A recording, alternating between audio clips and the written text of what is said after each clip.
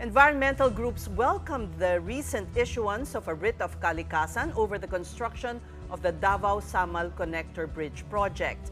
In a collective statement, Apila, Grey Juris, and Ecoteneo said the Supreme Court's ruling sends a strong signal that no development, no matter how grand or well-funded, is above the law. In a landmark decision on July 1st, the High Tribunal issued a writ of Kalikasan against proponents of the project. These include the DPWH, the DENR, the Samal Island Protected Landscape and Seascape Protected Area Management Board, and the China Road and Bridge Corporation, which is funding the construction. Last April, environmental advocates Carmela Marie Santos, Mark Peñalver, and the Sustainable Davao Movement filed a petition claiming the project would cause serious and irreversible damage to protected areas. These include Paradise Reef on Samal Island and the Hizon Marine Protected Area in Davao City. The Supreme Court also gave the proponents 10 days to justify the construction of the bridge. The DPWH, however, said that the project will continue until they receive the SC's order. So far sa ngayon, wala pa tayo, hindi pa natin natatanggap yung writ. No? So long as wala pang order coming from the court for us to suspend our operations, then we will continue with the project. Some residents of Davao City and Samal Island say they want the bridge built. Vice President Sara Duterte, who is aware of the opposition to the bridge project, highlighted its importance. The bridge is seen to cut down travel time from Davao City to Samal Island to just 5 minutes. Mas madali kasi siya pag may bridge, unlike this time, no, nag-aantay pa kami ng barge na darating. Depende na yan, no, kung ano ang desisyon ng Supreme Court, pero sana ay makita ng lahat, hindi lang ng ating mga huwes, kundi ng buong komunidad na napakalaki ng tulong na ang Davao-Samal Bridge sa ekonomiya ng Davao City at ng Samal City. And we now have on the show Carmela Marie Santos. She's the outgoing director of Ecoteneo and co-secretariat of Sustainable Davao Movement, one of the petitioners for the Writ of Kalikasan. Good evening, Carmela. May we call you Carmela? And welcome to the Big Story. Yes, good evening. Well, Thank you. Welcome. Thank you for having. The Supreme Court has referred the issuance of a TEPO or temporary environmental protection order to the Court of Appeals. So it's somehow not quite that win yet. Would you clarify? Yes, this is just an initial win.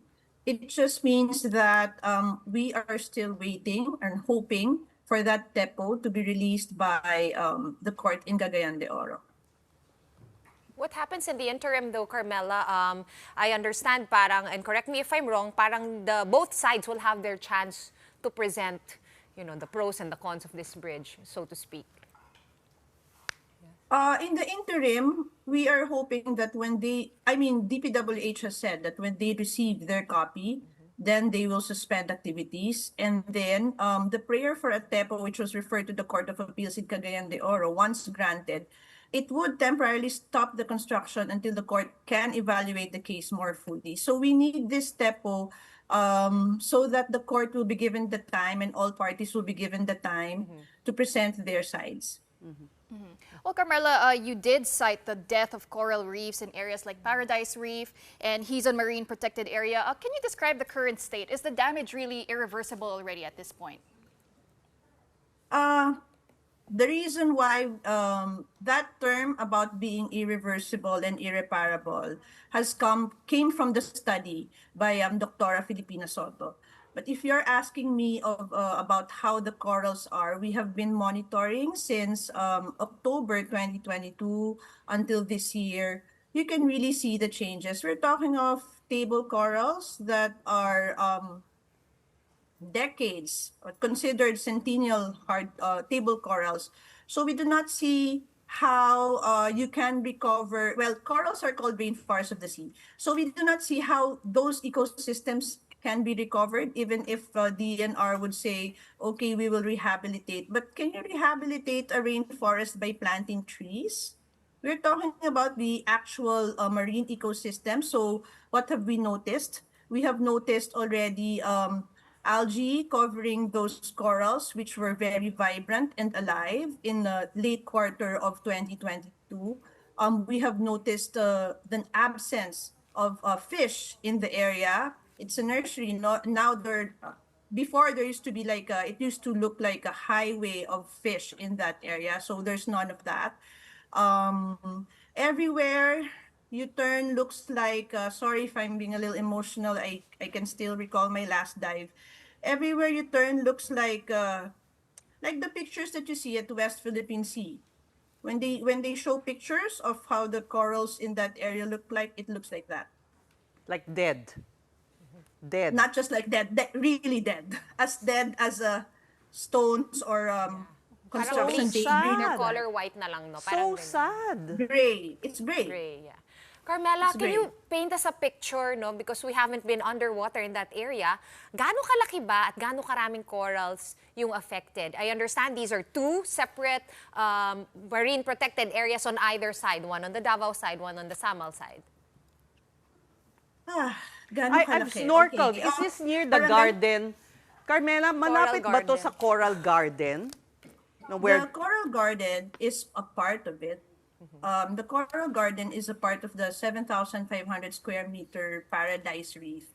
But really, when you talk about the area where the ongoing construction of the Greenway is, that one plus the paradise reef is about 15,000 square meters. So we're talking about 1.5 hectares on the side of Samal and almost 3 hectares on the side of Barangay Hizon. We're talking about numbers, 79 species of corals, hundreds of species of fish, at least for paradise. Also about the same numbers in Hizon. And if you must recall, I mean, if you read the petition, the Hizon MPA is also cited as one of the top 3 most productive MPAs along the Davao side of Davao Gulf.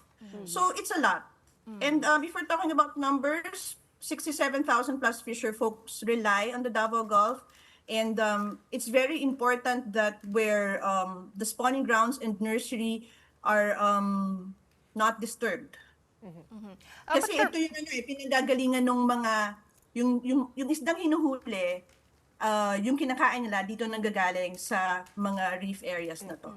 But Carmela, correct me if I'm wrong, the petitioners are not against the development, but you are pushing for realignment. So is there really a responsible way that we can connect Davao and Samal? Because the residents are pushing for this to be built because it would help reduce their travel time.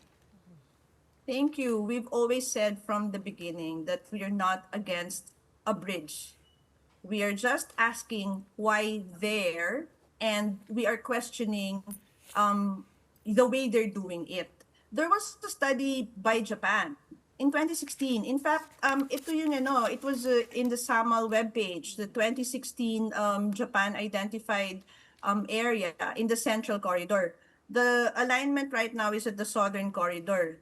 At the central corridor, which is much shorter, it's only about 2.3, 2.6 kilometers, no, yung distance from Davao to Samal, and it's only 16 billion pesos as compared to the 23 billion peso SIDC bridge. So again, we're not against the bridge. What we're saying is, Bakit ganito ayusin yung lang design? sana kung saan ilalagay at bakit dyan ilalagay.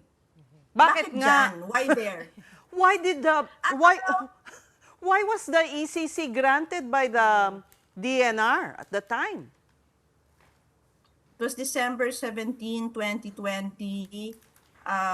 Actually, it was also during the pandemic, you notice. Yeah, there are more questions than answers. It's so difficult to marites the answers, but people in the know know. That's all I can say.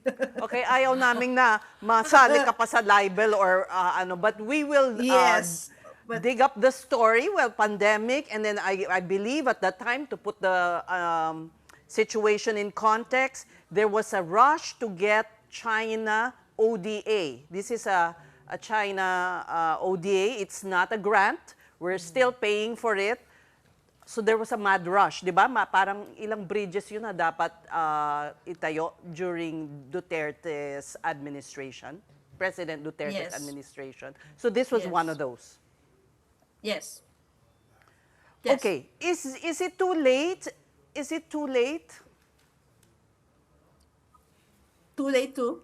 to Too late To to save realign the dead it. corals, yes.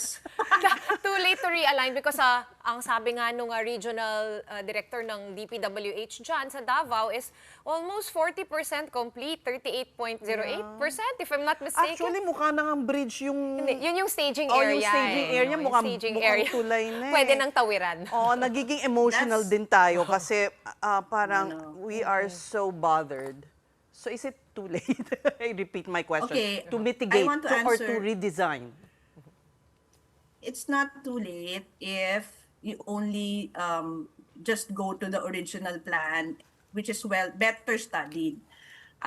Second, I just want to comment on what DPWH says. It's so difficult to trust the numbers that they give. In fact, they gave an interview first quarter of the year. Wala pang ang 10% yung construction at that time because they're just constructing the craneway. This is not yet the bridge. And the earlier years, in 2022, 2023, they keep insisting na wala daw corals dyan sa area na yan. So, you know, it's self-serving statements na hindi factual eh. So, is it too late? The Supreme Court just gave us the chance to review it again. So, I believe it's not too late.